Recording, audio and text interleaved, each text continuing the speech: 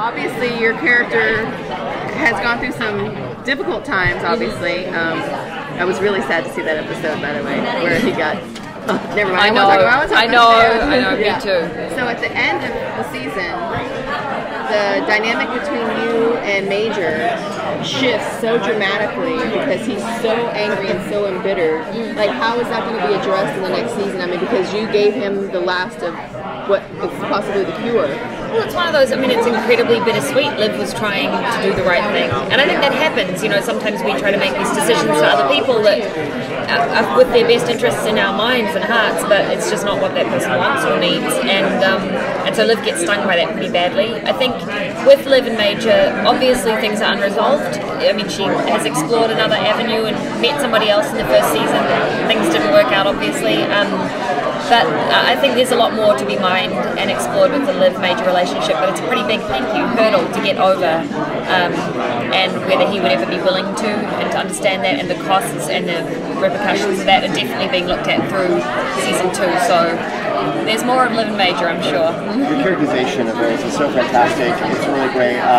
You get to play almost a different character every week, depending on what brains you read. What was your favorite, and like what would you maybe like to explore the next season? That's sort of like knowledge or power that with your next brain. Well, it's definitely the most appealing thing about the job to me. Playing Liv, I just get to play a character of such contradictions and who explores so many different avenues within one sort of name and one shell.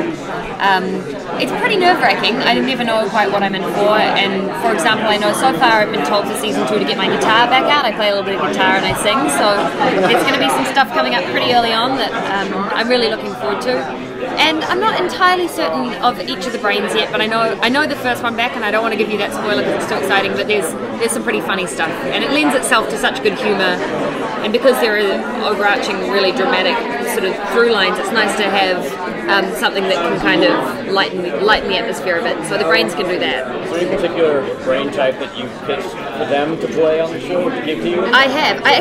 We pitched the musical kind of concept too. We thought that would be really fun, and so that sort of has come in as an element. But I think I thought a magician would be really interesting. I thought just like the showmanship of that, or a ringmaster or something like that. I mean, the thing about the show, the poor writers, we're constantly pitching these ideas that we have no like legs for them to stand on. I'm just like, I want to do this, like surf. Yeah, let me surf. Like, how with all these brains do you sort of maintain the liveness?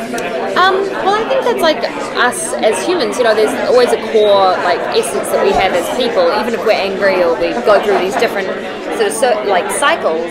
I think that we still have like a real sense of us. So I hope that with Liv, it's just her integrity and her desire to do the right thing for the people around her. And you know, she is still her. She's just going through like, it's like watching somebody who's a drug addict or something where they don't lose themselves just because they're on a trip. They're just exploring a different part. So yeah, hopefully I keep that kind of consistency with Liv that runs underneath all of those changes. Can we see Liv and Robbie's relationship develop further? Because I feel like it's only it's been a lot already, but I think there's so much more that can be done with it. Definitely. Well, I mean, Raoul and I get along so well, and we have so much fun. I mean, our whole cast is just so lucky. And I think the more that we've all developed our own sort of relationships as actors and people, the more they're bringing some of those senses of humour and the particular kind of styles that we all interact into some of the writing as well. So I know that, yeah, we've already got I got told one prank that I get to pull on Ravi that should be pretty good, and Raoul and I are really looking forward to shooting that stuff. We have a lot of fun and riling each other up a lot.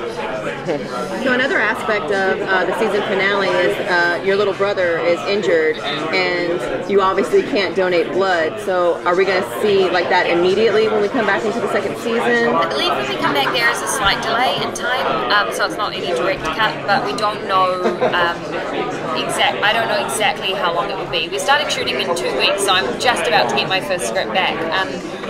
But I know that is definitely addressed very early on in one way or another. Because I have a small theory about it. Since he gets in the middle of that blast in a shop that focuses on zombie brains, but there's dead zombies inside.